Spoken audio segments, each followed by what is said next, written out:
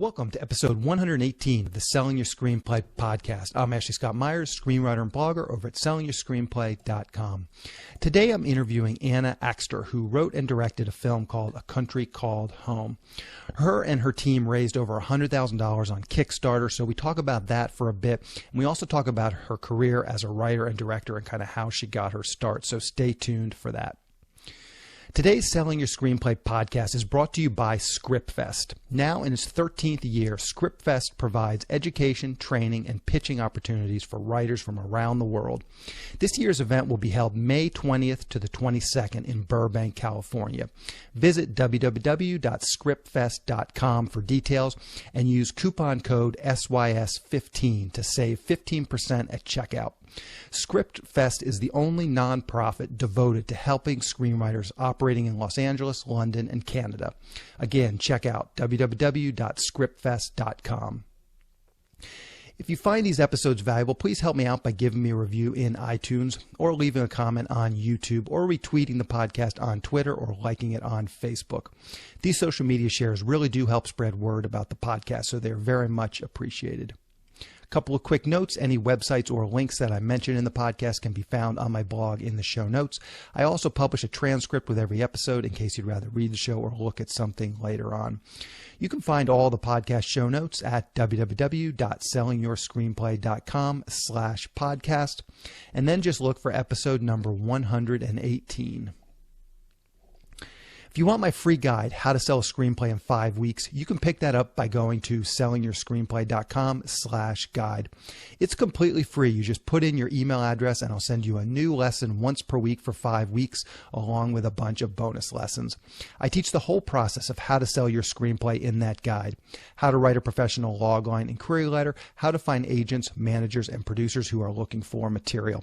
It really is everything you need to know to sell your screenplay. Just go to sellingyourscreenplay.com/guide. A quick few words about what I'm working on. So once again, the main thing I'm doing right now is I am working on a rewrite of my crime action thriller script, The Pinch. I'm just about done with the rewrite. I should have it polished up this week. And then once I get this rewrite done, then I'll really step up into pre-production. The goal right now is to shoot in July, so I've got a few months to kind of ramp up pre-production, April, May, June, then we'll be shooting in July. I did hear from the producer who hired me to write the spoof last fall. I talked about that a lot on the podcast. It's a low-budget spoof comedy. I was hired probably in October, and it took me October, November, and December to write the script. And I just emailed them, said, hey, how's it going? They said, oh, we got a director and we're moving forward. They're doing a rewrite on the script right now. Really, the way it sounded was just to cut down on the budget. This is a low budget film, so they're just going through the script and trying to really condense, I'm sure, characters, locations, get it so that they can shoot it for the budget that they have. So hopefully it'll turn out okay. We'll see, but it does sound like they are still on target. It does seem like they're still moving ahead, which is always good to hear. I got some notes back from my partner who I'm working on the sitcom with. I talked about that earlier in the year on the podcast. I spent most of January writing that pilot episode for it's not really a sitcom, actually. It's more just a half-hour comedy. I wouldn't actually call it a sitcom at all. That's probably not accurate. But it is a 30-minute pilot episode for a comedy. Probably, I would say, more of like a cable type of a comedy, but maybe it could work on a network. We'll have to see about that. But the bottom line was I wrote that in January. I sent it off to him. We've done a little bit of rewriting since then. And what we kind of agreed after the last rewrite was he was like, well, let me take it to one of his readers. He has a reader that he uses and someone he really trusts. So I sent him my rewritten version a few weeks ago. He sent it to his reader, and then his reader got back to us last week with notes. And the notes were all pretty mild. There were definitely some good suggestions, but overall it seemed like the reader was kind of liked it, which is, it was great to hear, because I think that means that this this partner on this project, he will have more faith in it if sort of impartial third person says, oh, this is pretty good, and they seem to like it. As I said, the notes they gave us back were pretty mild, so I'm going to get those notes implemented this week. I mean, it's probably just a couple of hours worth of work. That's how mild they are. Really, it was just cutting some scenes and tweaking some dialogue, a bunch of typos. The reader found that kind of thing, so nothing substantial, no like structural things or big character things or anything like that. So hopefully I'll get that done this week, and then we'll hopefully start getting it out there and pitching it. This partner that I'm working with, he has some contacts in television, so that will kind of be our first step, is probably trying to take it to those folks. If that doesn't work out, then we'll probably fall back on my marketing ability, which is really my email and my fax blast service. I'll probably start blasting out, and I have a few contacts as well, so I'll probably take it to some of those. But at least to start, it'll be more about his contacts. He has a lot more experience, I think, as a producer and in television. So that's kind of where we're going to start. Anyway, that's what I'm working on now. So now let's get into the main segment. Today I'm interviewing writer and director Anna Axster. Here is the interview. Welcome, Anna, to the Selling Your Screenplay podcast. I really appreciate you coming on the show with me today. Well, thanks for having me. So to start out, maybe you can tell us a little bit about your background, kind of how you got into the business and worked your way up to writing and directing your feature film, A Country Called Home. Sure, yeah. I first started kind of being interested in film, I guess, in my teens. I was about 14 or 15, and I was exposed to theater because my older sister is a playwright and a theater director, and so I loved going to the theater, but I always missed kind of those very subtle moments that theater sometimes doesn't capture, and I was kind of intrigued by the fact that a camera can capture that. So yeah, I guess from that moment on, I kind of knew that I wanted to do something with film, and first I went to university and later then went to film school in London, and kind of learned the craft there, and then started working in the industry. And first I worked in production companies and worked for a writer for a little bit, and eventually started writing my own stuff, and then I moved from London to LA and started working on short films and commercials and music videos, and eventually developed the script for this movie. Okay. And maybe just for very quickly, you can talk about some of those first jobs you had in the business, whatever they were, and maybe just give us a little hint of sort of how you got some of those jobs. I have a lot of people emailing me just wondering, hey, how can you break into the industry? So maybe just talk about maybe that very first sort of job, even if it was a production assistant, and maybe just tell us kind of how you got that so people have some sense of maybe how they could potentially break in. Yeah, sure. I mean, I think my first job was for a production company in London, and I just answered an ad, actually, and went for an interview, and luckily got the job. And it was kind of started out as an assistant job, and then, but I was able to see a lot and kind of soak up a lot of the production process. So we were, doing schedules and shooting schedules, and I was able to be present with a lot of the interviews that they did with crew, and so it was actually a really good experience. And yeah, I was just kind of lucky. I was still at the end of film school when I started that job. Yeah. Let's talk about some of your short films, and maybe you can just kind of speak to how they prepared you for writing and directing a feature film. Sure, yeah. I mean, I did a bunch of short films in film school and then after film school as well. And obviously they prepare you in a way because it's in a small version of shooting a feature. It's very different in a way because you only have a day, or you maybe have 3 days or a week shoot. So it's the kind of scope is so much smaller, but at the same time it's good practice. And eventually I decided not to do any more short films just because I felt like, while they show at festivals here and there, there's a limit to what you can do with that format. And that's when I started focusing mainly on writing a feature script that I then would try to get off the ground. Okay. And so let's dig into A Country Called Home now. And maybe to start out, you can just give us a quick logline or pitch about the film. Yeah, it's a story about a young woman who lives in LA and is kind of disconnected from the world around her a little bit. She's in a relationship that isn't very caring and doesn't have a ton of friends and just has a hard time making relationships in her life. And so she hears that her estranged father has passed away and travels to a very small town in Texas in order to kind of deal with his funeral and with the logistics of somebody dying. And at first she's kind of apprehensive and wants to leave this place again, and she's in somewhat of a culture shock. And then eventually she meets a lot of different characters in this town, a stepmother that she didn't know and grandparents that she didn't know, and she makes a good friend there, and yeah, she just meets a bunch of different people and kind of slowly warms up to the place, and in the process finds a way to kind of make peace with her past and with this parent that she was disconnected to. Yeah. So where did this idea come from? The idea came from a lot of different things.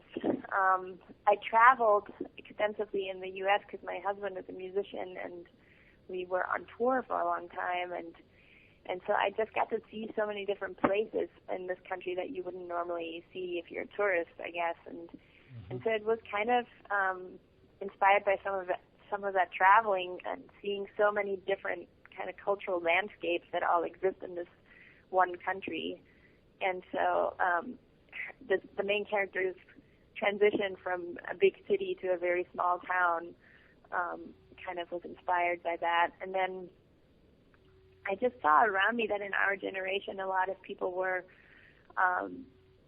growing up at a different point than I think they maybe thought they would when they were kids or teenagers. Like, people were really growing up when they were more in their late 20s than in their late teens or early 20s.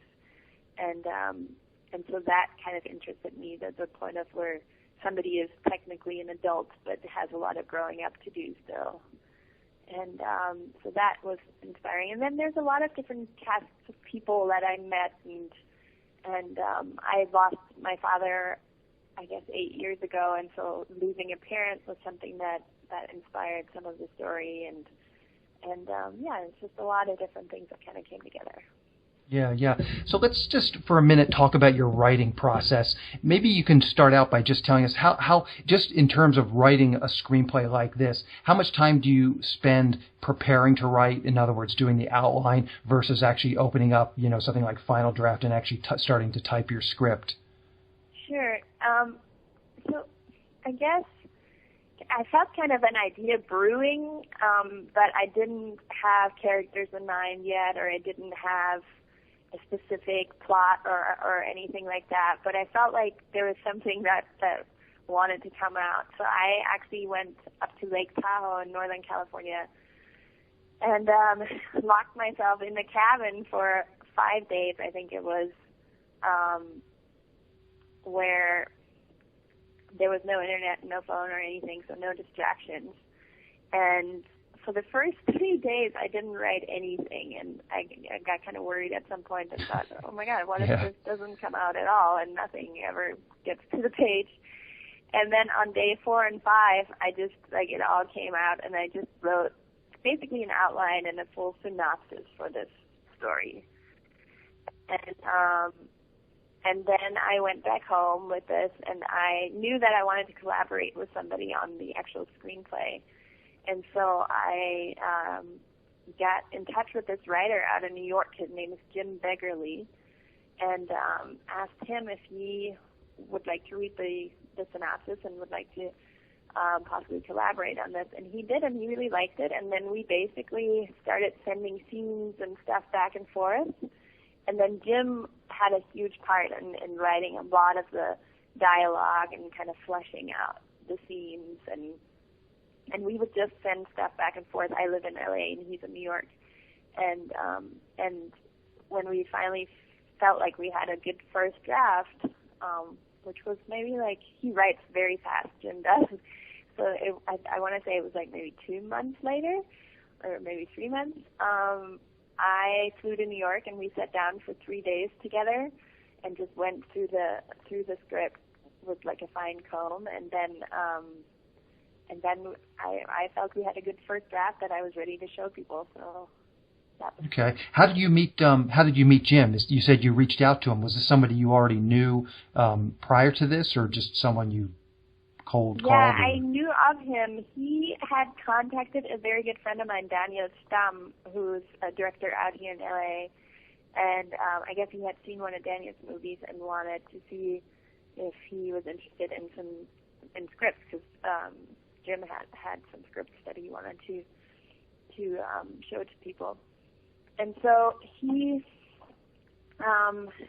Daniel told me about him because I guess he had read one of Jim's scripts, and that's kind of how I knew about him. And I liked his writing, and thought he was really talented. And so I just kind of called him up, and we took it from there. Mm-hmm. Now, how was this literally your first feature film script that you had written? You had just written the shorts that you had directed and produced prior to this? I had written one feature film script before, and that landed in my drawer and stayed in my drawer. I don't think I even ever really showed it to anyone. It was kind of more an exercise for myself to write in feature-length form than just in short form. Okay, so let's kind of move through the process. Now you're done with a script. You have this first draft that you like. What did you start to do with that first draft? Did you send it to some producer contacts? What were sort of your first steps once you had that draft that you actually liked? I gave it to some friends to read, and I didn't talk about the ideas for this film or for the script or about any of the characters or anything to anybody till I had a really good first draft, just because I felt it was going to, I don't know, I felt once I wanted to try to kind of finish this thought before getting other people's input and ideas and all that kind of stuff. And so once I've had that first draft, I gave it to my husband to read and to some good friends. And I had a friend who's an agent out here, and he read it and liked it, so he gave it to a couple of people. And then one of the first people I gave it to was Nick Gonda. He's a producer who was out of Austin at the time, but is now here in LA, and he produced Terrence Malick's last few movies. And he was over at our house for dinner, just because we kind of had met him 6 months prior to this. And I just gave him the script and said, read this if you feel like reading it. And he read it on his flight back to Austin and contacted me and said, I love it and I want to do this with you. And so that was really my first moment where I was like, oh, wow, this is amazing. He's going to come on board and do this with us.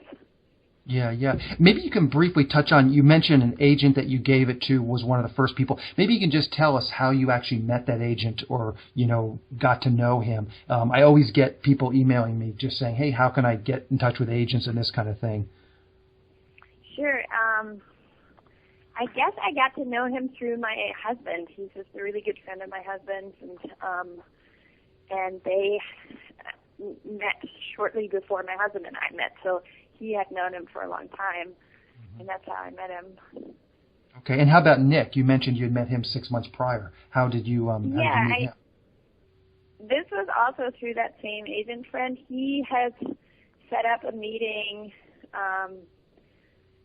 for us with Nick and his producing partner in Austin, and so that's how we met out there. And we just kind of stayed in touch. There wasn't any kind of concrete business or anything that we ever talked about, and so we just kind of kept in touch casually. And then when he was out here, we invited him over for dinner, and that's when I gave him the script. So it was kind of a little bit coincidental, and through some contacts that my husband had. He's a musician, my husband, so he has some contacts in the entertainment industry. Yeah, okay. So I'm going to dig into your Kickstarter campaign in a minute, but one of the things you mentioned on the Kickstarter campaign is that you already had some investors lined up before you actually got to the Kickstarter campaign, and I'm just wondering if maybe you can give us a little bit of just tips on how you can actually get investors for an independent film like this, Sure. And then we'll dig into the Kickstarter campaign. So we had... we just started. I mean, it took a lot of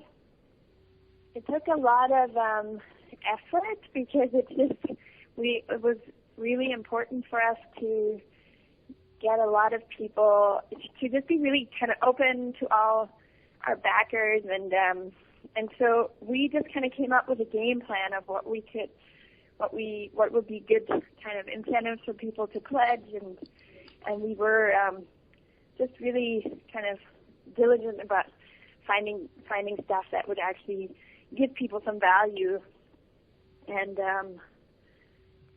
then I don't know, we just kind of went about it by coming up with all these different kind of categories that people could pledge for, and then we did a little video, and like I said, my husband is a musician and has a fan following, so he was sweet enough to kind of be part of the video and kind of be part of this whole thing in a way. And and so we used social media to reach people, and we had a friend who was a publicist, and she helped us kind of get a little bit of press, and through that people learned about the Kickstarter campaign. And so it was just kind of like getting all our friends together and trying to get as many people behind it as possible so that the word gets out. Yeah. So you had an original goal of $75,000, which you far exceeded. So congratulations on that. How did you come up with that initial goal of $75,000? And I'm just curious, did you have something to compare it to? Was it just, this is how much we need to make the movie? Did you think that, as I said, if you had something to compare it to, you would know that it was a realistic goal? Where did that initial $75,000 goal come from? It was hard to come up with the right number, and we just kind of, I don't know, I mean, we looked at a lot of other Kickstarter campaigns and kind of tried to figure out what their reach was on social media and in different ways, and just kind of eventually tried to come up with a number, and that was the number we got set on. And then we reached that number very quickly and then surpassed it, which was awesome. And it was really important to us, for example, not to have the campaign, I think it was 3 weeks or 4 weeks, but it was important to us to not have it be too long, because that was something that we heard from a lot of people, that if you have it too long, it kind of loses steam.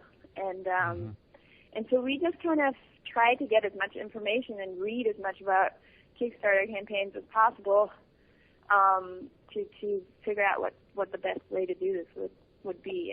And that information is out there. Like there's tons of articles, and I think Kickstarter is probably a really good resource in itself, because trying to analyze other people's campaigns helped us a lot to figure out what we were doing.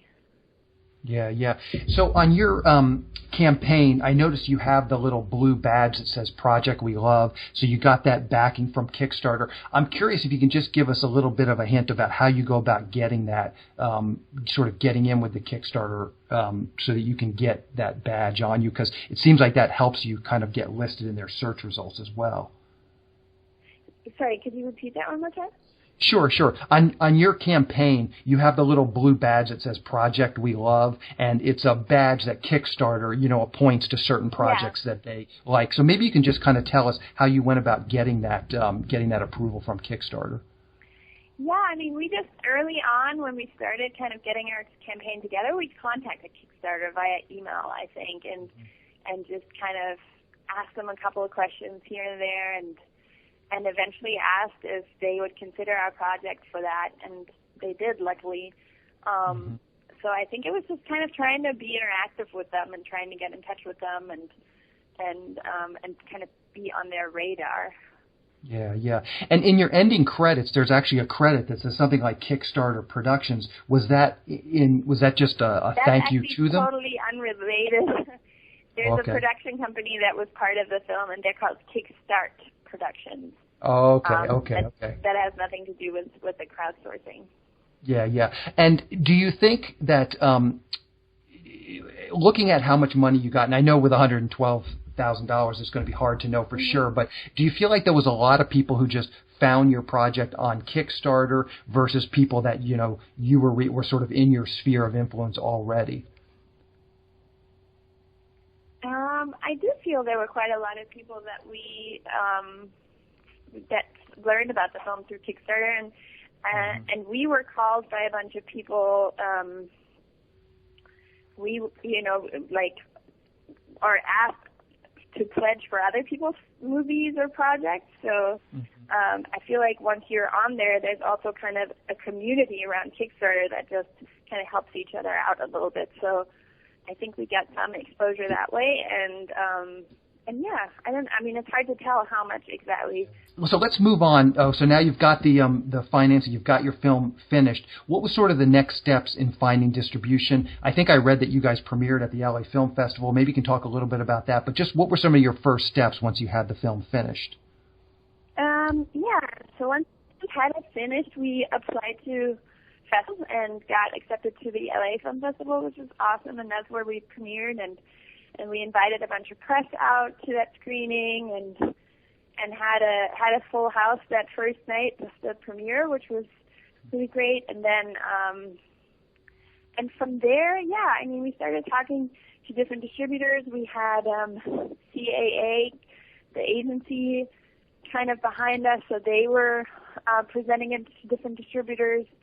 And then eventually, there was some offers that we didn't take, some offers that we wish we would have gotten. It was just kind of a mixed bag.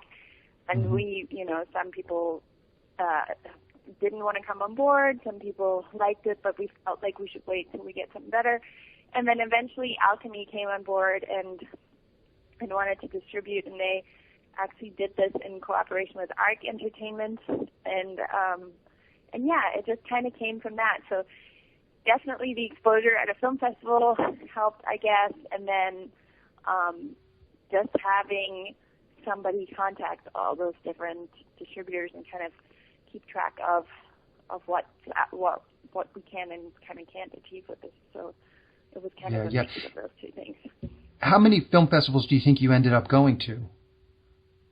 We actually only went to the LA Film Festival because we had offers for a couple others that we didn't want to premiere at, because once you have your world premiere somewhere, you're not going to necessarily get to some of the other bigger ones because they want that premiere status.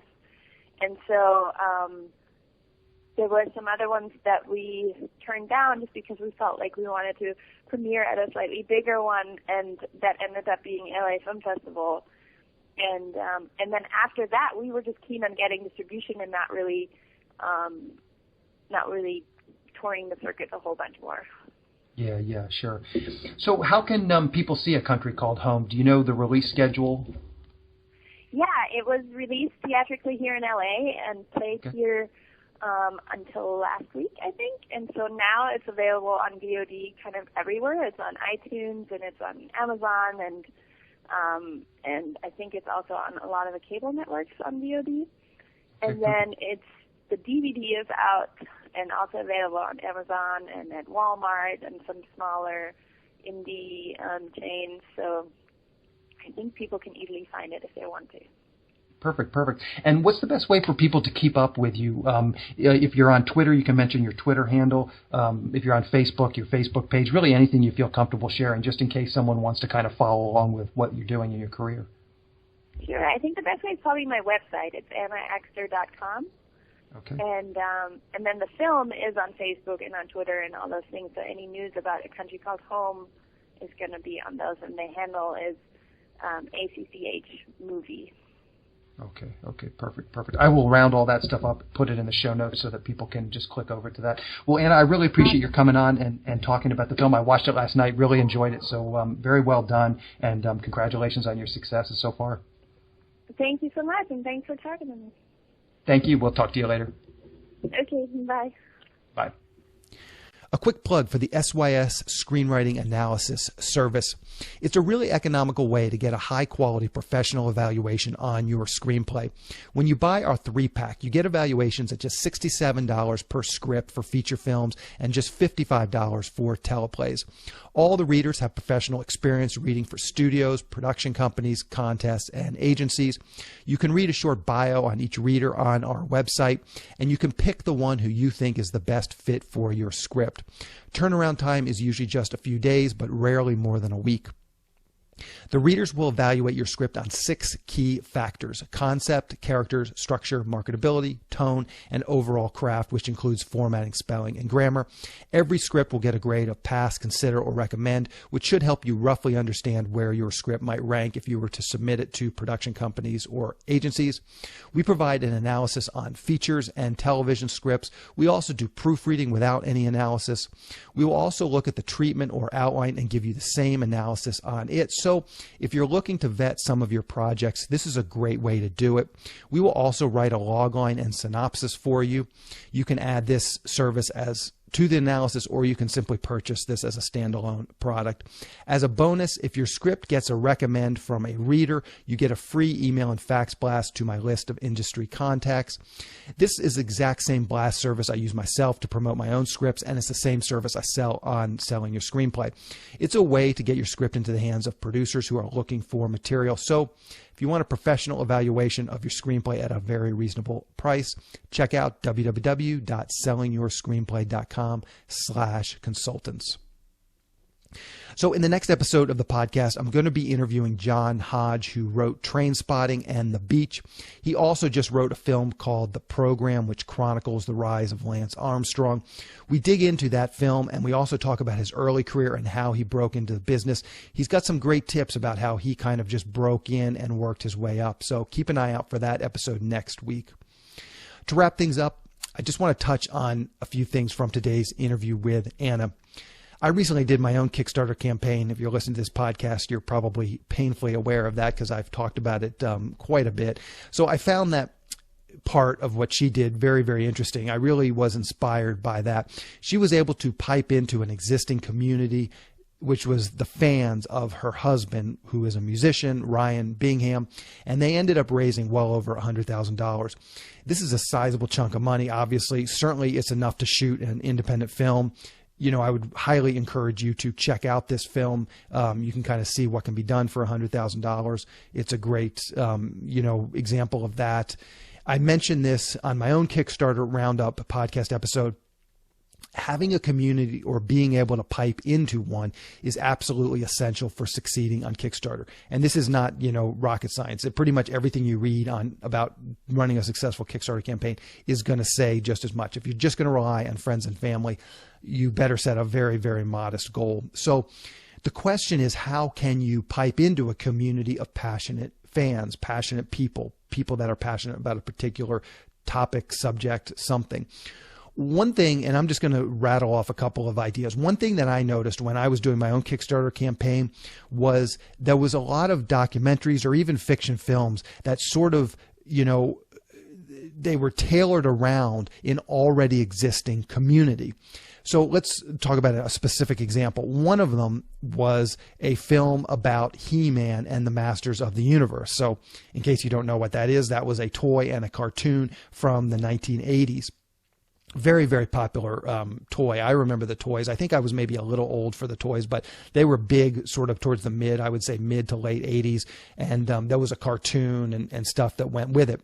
So this is a documentary kind of just chronicling the Masters of the Universe, how it was made, sort of the popularity, just kind of like a, pop culture documentary on this, pop culture icon, HeMan, Masters of the Universe. So the film is a documentary.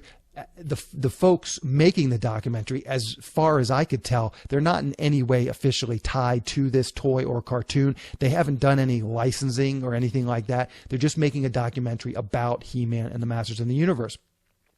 And this is really, really smart because there's already a community of people that are, passionate about that toy. There are lots of people who had these toys as a kid and would probably love to see a movie about it. People remember these toys. And the great thing about those people is they're probably in their 30s and 40s, And so they have jobs and probably a little bit of disposable money. So they're precisely the demographic of people who can potentially kick in a little money. And again, this was a part of these people's childhood. So if you really played with these toys and loved these toys, this would be something that would be interesting to you. So if you can get word out to those people, and there probably are, people who collect these things, there may be conventions, there's probably ways that you could figure out to actually market this Kickstarter campaign too. And these people didn't come into, you can actually check out their website, and they seem to have made a sort of business model out of that. They're not like super passionate He-Man Masters of the Universe collections. They've done a bunch of documentaries, and they've got some of them in different stages of development, early stages of development, but they've got a bunch of documentaries about a very specific niche of toy like this, or a very specific sort of pop culture icon like this. So the people making this, I'm sure they knew about the toy and stuff, but they're not necessarily the actual fans who are going to appreciate this, but they understand that there's a community of these people who are underserved. There's a community of people that are passionate about He-Man and would probably kick in $20, $50, $100 to see a documentary about their beloved toy made. So that's super smart. Another example, in episode 75 of the Selling Your Screenplay podcast, I talked to a producer named Myron Tirachuvalam. I just completely butchered his name, so I apologize for that. But you can go back and look this up. It's episode number 75. I'll link to it in the show notes. One of the things, and it was just really a very small part of the overall interview I did with him, but I remembered this as I was preparing this podcast episode. I remembered back to that. One of the things that he did was he did a short film, and it was not a documentary. It was a fiction film, a fictionalized film inside the world of the demolition derbies. And I remembered him sort of making these comments, and you can go back and listen to episode number 75. What he did was he contacted sort of the leaders in this niche. And there's probably people in every niche that are sort of the leaders, and they have, a lot of Twitter fans or a lot of Facebook fans or a website or a blog on this specific niche. And these are not celebrities. These are not like super famous people. They're just people that are passionate about a particular hobby or niche or sport or something. And they've created, a website, and maybe they run some of the logistics. I don't know exactly how demolition derbies work, but maybe there's some people that run the racetracks or are demolition derby drivers. And these people are probably within their own community. They're probably pretty famous. And so what Myron did was he contacted those people, sort of befriended those people, and then he did a Kickstarter to get this demolition derby movie made. And again, Myron didn't come into the project having a community of demolition derby people, but he thought that through beforehand, and before he produced this movie, he realized he could pipe into that. So I think that's, again, a really smart thing to do. You may not have a built-in audience. You may not have somebody that you can rely on to bring that community, but that doesn't mean you can't go out there and, piggyback on to what other people have done. And again, this isn't just a one way, you're just going to use them and abuse them. You have to do it in an intelligent way. You have to listen to them, perhaps interview them, perhaps get their insight into what would make a good demolition derby movie. And they get invested in this project, and all of a sudden they're more than happy to help you get word out. And they have access to all of these people that are interested in demolition derby, and they can promote your Kickstarter campaign for you. So again, that's just a smart way to kind of get out there and get in there. It's really just a matter of really thinking through your projects before you start writing them and understand how you're going to get this movie made. Again, this is not going to work for all movies. I know some people want to write those big tentpole, big studio action movies or whatever, summer blockbuster movies. And, this is not a model for that. But this is a great model for perhaps a short film. This is a great model for perhaps an independent film, as I said, centered around a specific niche. I also, again, want to really emphasize, I often get sort of negative emails from people, something to the effect of, well, I'm not married to a famous musician who has a community of people. Or, in my case, well, I don't have a community of people like you have with Selling Your Screenplay. I get these sorts of emails where people kind of make up excuses of why this isn't going to work for them. You have to be creative, and you have to use what's available to you. In the entrepreneurial world, there is this thing called unfair advantage. And when you're starting a new business, you try and think about specific things that you have as a skill or you have available to you that most other people don't have. And this gives you a leg up on your competition. And that is your unfair advantage. It gives you something special that you can bake into your business, your startup, your website, your iPhone app. It gives you something that is a little bit of a twist, a little bit unique, a little bit of freshness. It just gives you something that is, and they call it the unfair advantage, something that most other people are simply not going to have. And that can help you build your business. And I think it's the same thing when, taking even a step back, when you're going to produce a movie, it is a business, whether you think of it that way or not. And so trying to think of what your unfair advantage is. In Anna's case, she had a husband who was a musician and who had a, passionate following of people. So she used that. In my own case, with my own Kickstarter campaign, I knew I had an audience of screenwriters. So I used that to try and promote my own Kickstarter campaign. So you've just got to be creative and think about what you have and what you have access to, what skills you have. Again, you got to get creative here, but I can pretty much guarantee that every single person listening to this podcast, if you really think about your situation and get creative, you'll be able to come up with something that gives you that unfair advantage. There's something unique about your situation, where you live, your experiences, who you know. There's something in that, just living life, something in your life that if you leverage it properly, it can give you a little bit of an unfair advantage. And that can be enough to get your Kickstarter campaign off the ground, get your movie made. Maybe you have a specific hobby, or you had a specific hobby as a kid where you really know that niche, you really understand that hobby. So you'll be able to tie that into your movie, make a movie, build a movie around that. And that can help you, again, contact the leaders of that niche and potentially, blossom into a relationship where they can help you promote your Kickstarter campaign. Maybe the town or the city that you live in has something unique about it.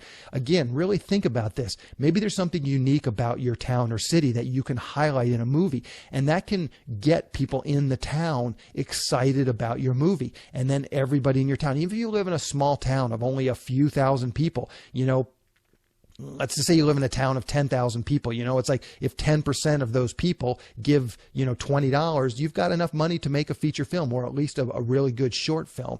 So most of these small towns too, it's probably not that hard to contact the mayor, or to contact the local newspaper or the local radio station to actually get some free press for your Kickstarter campaign. And again, if you involve people in these sorts of things, it's about that unique thing about your town. People will take great pride about that, and they'll think of it as their project, and they will come on board for that.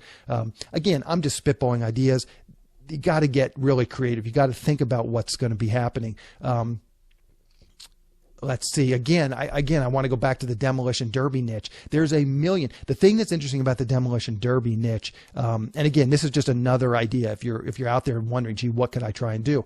Something like the Demolition Derby niche. It's the people who are into it are probably very, very passionate about it. They really love it. It's a big part of their life, but it's not something that is, well served, like football. It's like, no, it's like, Oliver Stone. It's like big movie people are making movies about the NFL. So you're not going to be able to, no matter how passionate you are about the NFL, you're probably not. And yes, there's a gazillion NFL fans out there, but it's such a broad niche. You're not going to be able to really pipe in with, again, unfair advantage.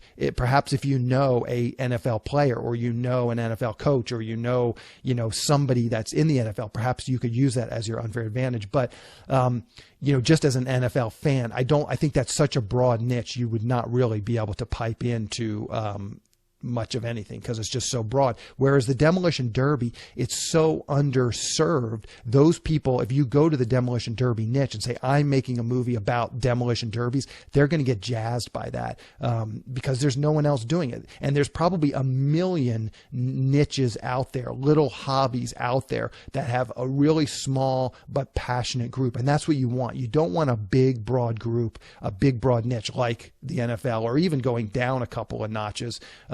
from that. I mean, you want to get way really niche down as far as you can, because that's where you're going to find passionate people that are really underserved. They're not getting, big Hollywood actors and directors and filmmakers are not coming to them and saying, I want to make a movie about your, hobby. So you're not going to have that competition. You're not going to have that thing. And those people are going to be, when they hear about someone making a movie, they're going to be very apt to sign on, help you publicize it, and ultimately maybe even kick in some money. So again, maybe you start out by just trying to raise a few $1,000s for a short film to test the waters, but really think this thing through. You've got to start somewhere. I talk about shorts a lot on this podcast, so that's maybe a good place to start. But again, if you think you have that unfair advantage where you can raise, 10, 20, 30, 40, 50 or more $1,000, perhaps you can do a feature film. You've got to be, and this is sort of the dichotomy, you've got to be disciplined and deliberate on the one hand. And what I mean by that is you've got to think through your script idea. You've got to think through the premise. You've got to think through the entire project, hopefully before you even write it. That way, when you're coming up with your ideas, trying to decide what you're going to write next, you have like a full, concise marketing plan of how you're actually going to go about getting this movie made, or at least getting this script sold. So you've got to be disciplined and deliberate and not just write an idea because you think it's cool. You've got to think it through, plan it out. How are you actually going to market the script? So on the one hand, you've got to be disciplined and deliberate. But then on the other hand, you've also got to be super creative and think outside the box. And that's kind of the thing. You've got to be creative, come up with ideas, creative ways of selling this. Obviously, you've got to also be creative and you've got to be disciplined, deliberate in the writing of the script and, making sure it's structured and all that stuff. And then you've also got to be creative, on the scene level, blah, blah, blah, all that stuff. So, but we're just talking about the marketing part here. You've got to be super creative again and think outside the box. Come up with some really clever ideas that probably I haven't even talked about or thought about. Those are going to be your best ideas because you're not going to have other people sort of competing for that same space. So anyways, I hope this was helpful.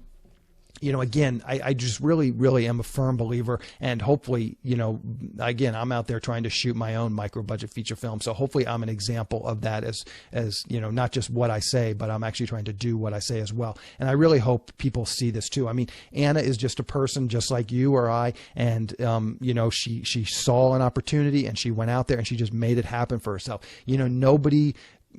Nobody called her up and said, hey, I'm going to raise the money for you. I'm going to go shoot your script. I love your script. I'm going to buy your script and I'm going to go make your movie. Ultimately she had to do it herself. She saw what her circumstances was, and she used what she had to go out and make this movie. And that's, hopefully inspiring. And, hopefully we can all take a lesson from that. You just got to get out there and make things happen. Anyway, that's the show. Thank you for listening.